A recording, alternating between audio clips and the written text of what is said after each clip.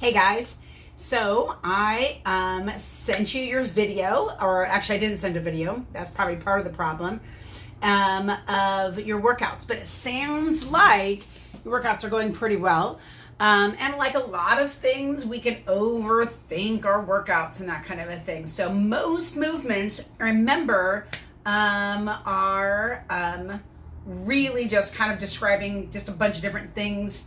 Sometimes if you think of them in picture sense, you're going to understand the movements and the process of doing the movements a lot easier. Hey Marla, so anyway, so I'm going to go over a couple of movements that people talked about because they're challenging, or because you're just either overthinking it or I just didn't explain it well. And so, but I love when you guys ask all the questions. First of all, when you read over the information, just kind of take it in and just try to visualize what I'm talking about. I do try to make it so all the movements actually go around, either from starting off at Plank Island, starting on the left side of the tree. So as you're facing in towards the playground, the tree, if you're facing the tree, that's the left side of the tree, If you're facing, still facing, so the right side of the tree is towards the middle building, that would be building B. And the left side of the tree is towards building A, which is the sanctuary and Plank Island. So that's kind of the locations of those things. And, but anyway, so I want you to understand stuff so it doesn't seem confusing. Remember, this whole workout is a core workout. So, and bands are the biggest movement tool.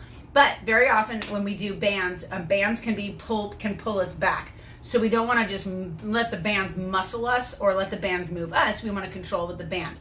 So I had said at the bottom of the workout, speed hides need. So when we do something super fast, it hides a need that we have of stability and control. And those are the two things that actually core work is trying to figure out the most, as well as anti-rotation.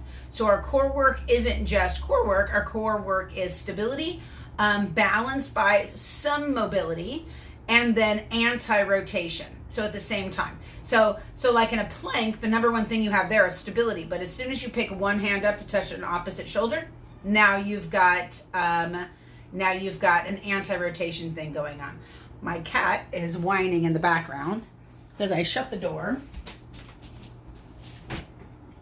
All of a sudden, the cat wants to come out.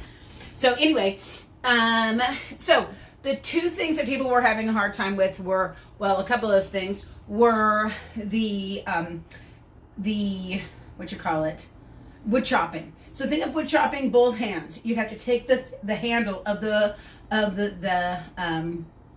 axe in your hand, and you're gonna chop down. So I'm gonna have one knee up, the band's coming from over here, and I'm gonna pull down across and rotate, okay, or a slight anti-rotation. So the band coming away, I've got both hands, and I'm pulling down. Now, because it's the multi-purpose band, if you want to use that band, hook one of the ends of the bands around your foot, and that'll stabilize the band in place.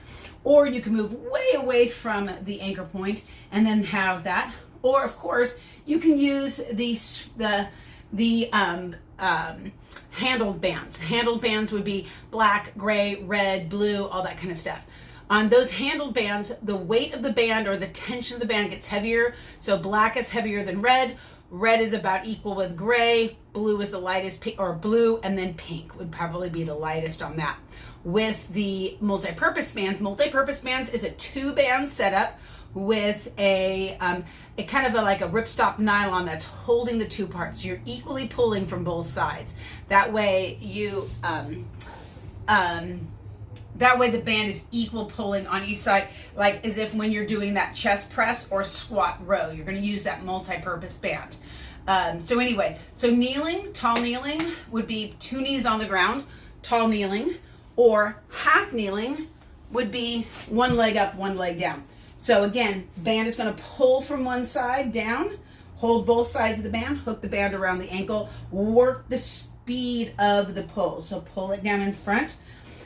Also, the closer the heel is of the front foot in line with the back knee, the more challenging the movement will be as well.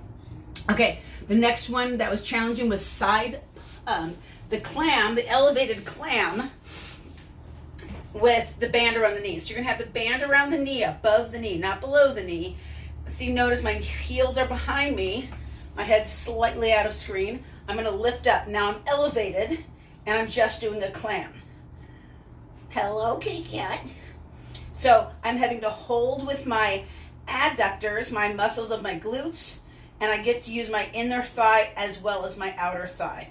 So the key on that position is to create stability along the shortened range of motion from knee to shoulder and make sure your head stays in line with the movement. And that'll create more intensity on that. Of course, you're probably gonna want a mat underneath your knee just to stabilize and just to kind of support the knee so it doesn't hurt so much. So again, anything where you have to create stability on less than, all 4 points, hands and knees, or standing up, you're gonna be off balance, off center, and just go with the movement on there. And then Pam Edwards asked about, I got 2 cats now. Pam Edwards then asked, what does speed hide need? I think I just explained that. But speed hides need meaning you're moving so fast that your body's trying to just accommodate for the movement altogether. And so when we move really fast, it's easy to hide the need of the movement because we're just going through the range of motion.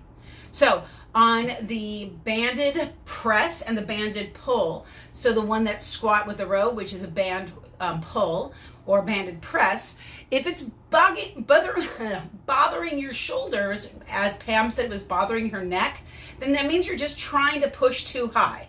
So you're going up too high. So imagine the band is coming from behind you, like around a railing or something like that. Grab the band from here, squat a little bit, and press. So keep the band low with it. So grab the band from down here and squat forward from here, or press forward from here, so you're not pulling up and pressing up. Either that or follow the line of the band at the angle that it would more naturally press and press up.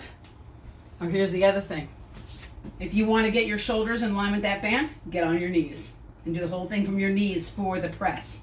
Now the squat row is going to be a squat. You'll be facing that anchor point, band pulls, you'll squat and row in. Squat and row in. And notice my hands are low. So I'm not trying to pull high because I don't want to get up into my neck, trapezius, and shoulders. I want to stay low and into my lats and into my back. So there are some basics with those movements that we are doing this week. Let me know if you have any other issues, anything coming up. Also, this Saturday at 11 o'clock my time, which is 8 o'clock your time, I'm going to be doing a super stretch. And so come under the tree and we'll do a super stretch under the tree and let's just see how it works. So Lynn Rufino and Bev Cornder kind of going to help head it up, and they'll bring an iPad so you can see me.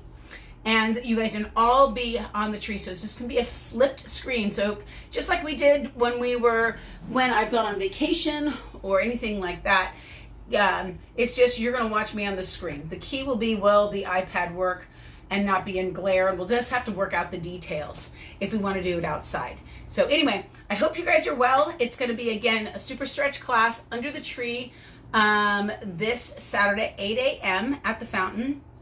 Let me know if you're coming so I can let Lynn and or Beverly know. And yeah, I hope that works. I've been wanting to do some more yoga, and I know that people have asked for that as well. The other thing that we can also add to that is, hey Julie, how are you? We can also add some mobility to that and also some melt. So maybe we could make it kind of a melt, mobility, and yoga session. So anyway, rewatch this video. Let me know if you have any questions. Text me, call me, email me. Right now it's 10 minutes to 6, and so which means it's about 3 o'clock your time. And I do hope you're well. I was at a conference. I worked for the first time with the baseball team, doing their warm-ups and kind of getting them ready to go for their season. And oh good, Marla's going to be at Marla's going to be at Super Stretch as well. And so yeah, I got to work with the baseball team. I'm going to start working with the basketball team at the school. I'm doing some speed work starting tomorrow. No, starting Wednesday. And that'll be a lot of fun. Basketball players are fun. They're a fun crew of people. And then I have a match tomorrow. So I have our 7th match. We are right now 5 or 6-2 as far as our season goes. So Coach of the Year. So anyway, hope you guys are well. Love to see you again. I hope that maybe you'll come to Super Stretch. Let me know how you're doing. Let me know if you have any questions. If you'd like for me to have a more specific workout and warm-up time, or something that more personalized to you so you can do on off days when you're not at the fountain doing your workout, and we can set those up as private sessions. And anyway, I hope you guys are well. Also somebody asked if they could bring a friend, and yeah, just kind of like a normal session. A friend can come the first time and they can see how it is. And then what I would do is I would just kind of set up with them an online kind of a Zoom or a kind of a FaceTime situation where I would do a movement evaluation and check them out and see how they're doing. Not judge them, just kind of check out their movements. And then they could join the program as well. So if you have any friends that would like to kind of do this type of hybrid workout, let me know and let's get them going.